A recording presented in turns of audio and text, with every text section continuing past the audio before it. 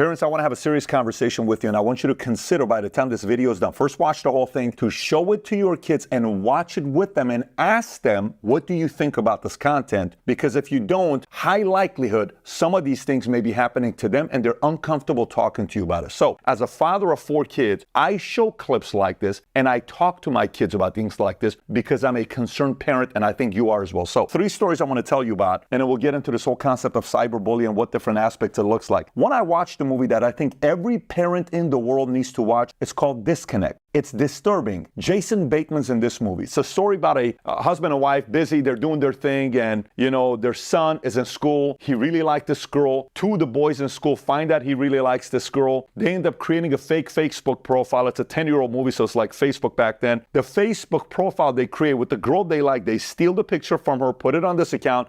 They befriend everybody that he befriends. Then they text him, DM him on Facebook, and they say, hey, please don't tell anybody. Between you and I really like you. I'm embarrassed. Don't tell anyone. And he's like, oh my God, the girl I like is messaging me. That's insane. And they go back and forth. And then eventually these 2 bullies say, hey, I really want to see you nude, and I'll send you my picture if you send me yours. These boys take a picture from whatever other girl online. They send it to him. He's like, oh my God, I just got her private, picture that was sent to me. Let me send mine. He sends his. When he sends his, next day he goes to school. Guess what he realizes? Everyone's laughing at him, pointing fingers at him. Can you imagine how humiliating that is? This kid realizes these 2 bullies faked it. That girl never had any interest in him. They did that to mock him, troll him, almost destroy him. This kid goes home. It's the most disturbing scene of the movie. He goes home, goes to his room, turns on heavy metal music, decides to hang himself. Music is so loud, sister walks in, saves him, doesn't die, turns into an escapade. The father's like, what happened? Trying to go after the other kid's father, and it's such a big feud. Must-watch movie. Disturbing, but you have to know it because it's truth and it's happening. Why is it truth that this is happening? An 18-year-old boy committed suicide because his 17-year-old girlfriend was texting him saying, kill yourself, goes back in the car. She gets 2.5 years, ends up only doing, I think, 11 months and 12 days. Then a story comes out last week from New Jersey where these boys took 30 pictures of girls and they created deep fakes of them in nudes, humiliation. By the way, as a person running an insurance company and a consulting firm and a company myself, I'm getting these stories now firsthand from parents that are completely disturbed saying, Pat, what the hell do I do? It's happening. The only reason these types of things are happening, it's because parents are uncomfortable talking about these types of issues because you're already so busy. But as a parent, I know this is important to you. We must do a better job talking about it. That's why I'm creating this video. And we're going to break this down on what different types of cyberbullying is going on today so we can make sure to the best of our abilities that our kids are protected.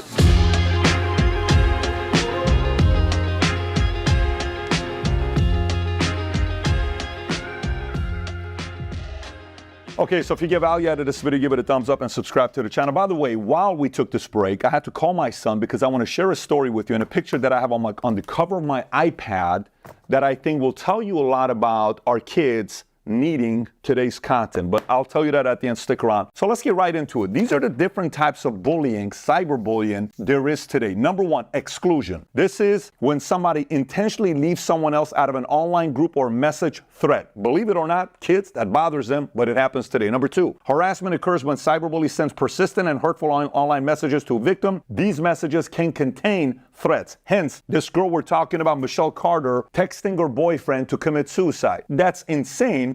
But guess what? The kid ended up killing himself at 18 years old, even though his girlfriend was only 17 years old. That's harassment. Cyberstalking. This is when a cyberbully monitors a victim's online presence closely. This bully can also make false accusations and threats against the victim and their loved ones. Additionally, cyberstalking can extend to the real world, becoming quite serious and dangerous for the victim and potentially their loved ones. Doxing. This is when a cyberbully maliciously shares personal data about an individual online that wouldn't normally be publicly known to harass or intimidate a victim. This could include personal information such as someone's home address, school, where they attend, social security, any of that stuff. This has happened to people I know regularly. This is tough. Next, frapping. This is when a cyberbully uses a victim's social media accounts to post inappropriate content with the victim's name attached to it. In this scenario, the victim is tied to online content that can damage their reputation. Trolling. This is when cyberbullies troll a victim by posting derogatory comments about them online in the hopes of hurting these individuals. Next, flaming. This is when a bully starts posting things or insults and profanity to a victim, hoping to get a reaction back from the individual they're offending. Next, denigration. This is when a cyberbully denigrates a victim by sending, posting, or publishing false information online about the individual. Denigration usually consists of cruel rumors and gossip about a victim. Next, impersonation. Cyberbully can impersonate a victim by posting comments on social media and chat rooms in the individual's name. Doing so can cause a victim to experience backlash from others based on the bully's online comments. Trickery. This is when a bully can befriend a victim to the point where the targeted individual feels comfortable sharing secrets and other sensitive information, including pictures. The bully then publicly releases the information the victim shares to humiliate, shame, or otherwise harm them. Next, fake profiles. Cyberbullies can set up fake online profiles on behalf of victims. They can use these profiles to publish false content in the victims' names without the victim's consent. And last but not least, this next one is about the movie I talked about, Disconnect. It's called catfishing. Is when a cyberbully exploits a victim's emotion. A cyberbully attempting to catfish a victim creates a fake online identity and pretends to be someone else. The bully can then engage with a victim using this false identity and build an online romance. Over time, the victim may trust the online user and share sensitive information with the individual. Then the cyberbully can share this information to embarrass the victim and damage their reputation or expose them. So now, if you're watching this, you're like, no, didn't happen to me. Okay, some of these things, there's nothing you can do about it. When you start creating content, you get trolled. You can't help it. There's fake profiles. There's people that create fake profiles to get money out of crypto. About 3 years ago, a guy created a fake website of me doing Bitcoin calls, and I called him. And I acted like I'm interested. And I recorded the whole thing, and I put it online until eventually he had to cancel it. And I asked him, I said, so let me ask you a question. How much is Mr. David involved in Bitcoin? Oh, I can't disclose my client's information, but very. How big is his portfolio position? And he's talking to me and he's asking for money from me, realizing he's full of shit. But these types of things happen. Some of the things as parents, all we can do is tell them, yeah, this could happen to you, but it's okay. Some of the things we have to tell them what not to fall for. That's a trap. That's a bigger trap. Some is unavoidable. Some is avoidable that we need to have that conversation with our kids. So now, dangers of online bullying. Number one, online bullying can lead to emotional distress and mental health problems. Online bullying can damage relationships. It can lead to physical harm. And online bullying can damage a child's reputation, especially when they're younger. It's very, very important. They're trying to make friends. They kind of figure out their own identity. We got to protect that as parents. So Gab, which is a phone company, identified 5 specific problems that contribute to online bullying. And here's what they said on their website. Problem number 1 is screen time. Excessive screen time can cause setbacks in children's health and their social and emotional development. This can hinder their ability to engage in typical everyday activities that enable them to learn about the world and themselves. Problem number 2, social media. Social media is the most common place where kids are exposed to mature content, bad language, extreme ideas, and damaging interactions. Kids can even fall for perpetrators, cyberbullies, and sex crimes. Problem number 3, explicit content. I don't need to explain to you what that means. It's explicit content, porn, pictures, all these other things. Number 4 is actual cyberbullying. 1 in 3 kids is a victim of cyberbullying. 50% of teens witness cyberbullying regularly. 50% of teens. Problem number 5, sex crimes. Watch the statistics. 1 in 5 youth received a sexual solicitation online. 1 in 5. 20%? That's not a small number, guys. That means if you have 5 kids, 1 of them got a message. That's a lot of kids getting messages, right? 82% of online sex crimes start with social media. 82%. Let me give you some more shocking stats about this online bullying that's taking place. So watch this. 95% of teens in the U.S. are online. 95% are online. Girls are more likely than boys to be both victims and perpetrators of cyberbullying. Listen to what it says. Victim, it's being done to you, and perpetrators, doing it to somebody else. Girls more than boys. Statistics, 15% teen girls versus 6% boys. It's important to talk to your girls about it because they do it more than boys do. Instagram is the #1 platform where this takes place. And last but not least, you know what's the most disturbing stat here? Only 1 in 10 teen victims will inform a parent or trusted adult of their abuse. 1 in 10, not 7 in 10, not 5, not 3, 1. Only 10% are willing to tell somebody about it, meaning they keep it to themselves. Let's continue. We got to take a little bit of a deeper dive with stats. Take a look at this. Annual number of incoming complaints about internet crimes on the internet have increased from 2000 to 22. Watch these numbers here. It's in the thousand. Look at 2000, not a lot. 2010 skyrockets. Then if you look at 2020, 2021, 2022, look how it skyrockets. Why? People have more time on their hands, and guess what happens?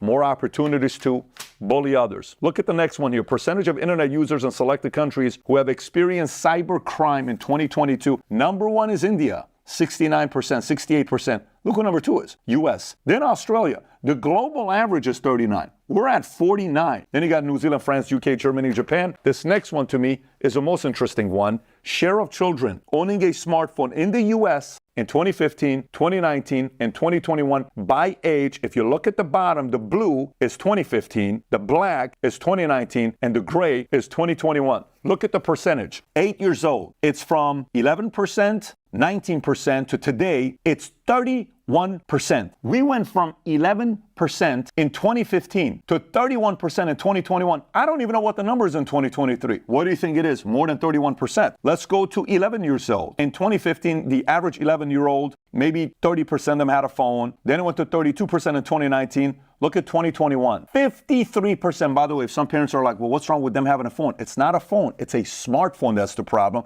with internet. If you have a phone that you can just communicate with them and that's it. There's no social, there's no Instagram, there's nothing else. It's a different story. Continue. Let's go to 14 years old. It went from 59% to 81% to 91%. If you chose to watch this video with your kids or your teenagers, kids, teens, you're probably not going to like me right now because your mommy and daddy are making you watch this. I'm just telling you straight up right now. Here's an article from CNBC of what it says. You're not going to like it, but brace for impact. Okay, want to raise happy, successful kids? Wait as long as possible to give them a phone, says a Yale expert. Halting smartphone use for children and young people until they're in the 8th grade comes with benefits according to advocacy group. Wait until 8, including less risk of anxiety and depression, increased quantity and quality of sleep, more time for physical activity and outdoors. And by the way, you know what stat it says on the bottom? How many notifications teenagers get on their phones? 200 notifications a day. These are brains that are forming and trying to pay attention in school while their phones are going off ding, ding, ding. So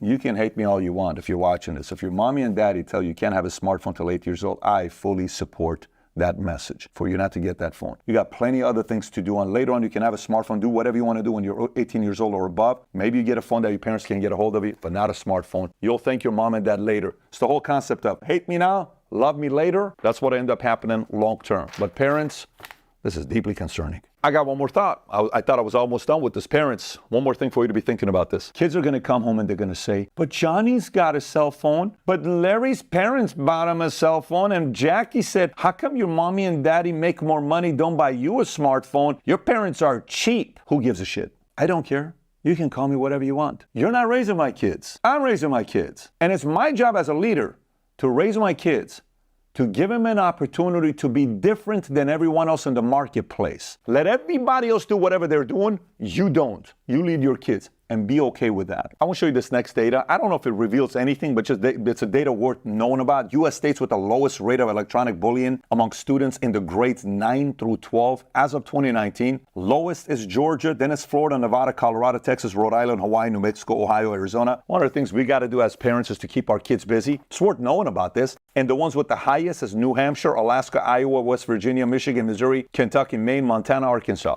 Our job is to keep them as busy as possible. So a lot of stats there, but now you may be asking, Pat, what do I do about it? I'm a parent. I want to make some progress. How do I know? Is there any signs? Yes. Recognize the signs that your teen may be bullied. Not bullying. We'll do that in a minute as well, but that's being bullied. Number one, withdraw from family events and other social gatherings. They don't want to have dinner. They're going to their room. Christmas. They don't want to be around other people. They're constantly avoiding birthday parties. No, I'm good. That's a bad sign that maybe something's going on. You got to talk to them. Number two, sudden decline in performance at school. Number three, refusal to go to school or uneasiness about attending. Why not? What happened? Is there a reason? Reporting feeling ill to avoid going to school, and it's a constant repetitive behavior. New avoidance of going online. Now, signs your kid is bullying. not being bullied, avoids conversation about their online activities or social media use, has multiple social media accounts, switches screens on their computer suddenly when a parent or teacher is nearby, frequently uses their digital devices, becomes overly upset or irritated if their digital device is unavailable. And last but not least, before I tell you the story with my son, specific tips for parents. Number one, delay giving them a smartphone as long as possible and be okay with, I'm not everybody. Yeah, I'll get you maybe a phone. You know, some of the brands are out there. You can Google it and find out. I'm not giving you a smartphone anytime soon. 2, set clear rules and expectations for your children's internet use. 3, use parental controls on your computer and internet router to block inappropriate websites and to monitor your children's online activity. Talk to your kids about the dangers of online bullying and what they should do if they're bullied. And last but not least, teach your children how to report cyberbullying. Hey, T, question for you. I'm doing a video. I'm about to shoot a video right now about cyberbullying and the stuff that happens in school. I wanted to share this picture and this story of what happened that day. Are you okay if I tell the story?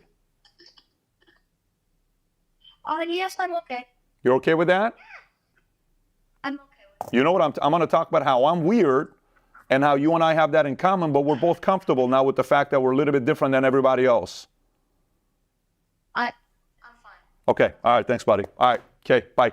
So final thoughts before we wrap up. Last week, I'm having a conversation with one of my sons. And I said, hey, so do you ever miss Texas? Because I was in Dallas. I was up, in Texas. Yeah, I do miss Texas. I said, why? He says, because some of the most important things in my life happen in Texas. So such as what? He says, do you remember that one day when I had a hard time understanding why some kids say you're different, you're weird, you're this, you're that? I said, yeah, what about it? He says, remember when you asked mommy to bring me to the house for you and I have a conversation together? I said, yeah. By the way, till today, if you look at my iPad, that picture is on my iPad as, one of the main pictures here, because this is he and I talking to each other. This is the day. And Jennifer took the picture. I didn't even know she took the picture until later on she showed it to me. Here's what I told him. I said, hey, just so you know, my entire life, people thought I was weird in school because I was a dreamer like you. I thought about what if one day we can do X, Y, Z? What if one day we can build this? What if one day we can go here? I said, we're wired the same exact way. I said, unfortunately, when you're a kid, if nobody has this conversation with you, you think it's a problem. It takes normally 30 years to realize it's a big power and gift that God's given you. And if somebody doesn't talk to you about it as a man, guess what? You're going to think you're weird and different, which is an actual gift. But you won't find that out till you're 20, 25, 30 years old. And we had this moment together. I was like, man, I never thought about it that way before. A few months ago, we're in Bermuda. I took one of my kids out because he was dealing with something else. And we sat out there and we had a great conversation together for 30 minutes. And we had a breakthrough.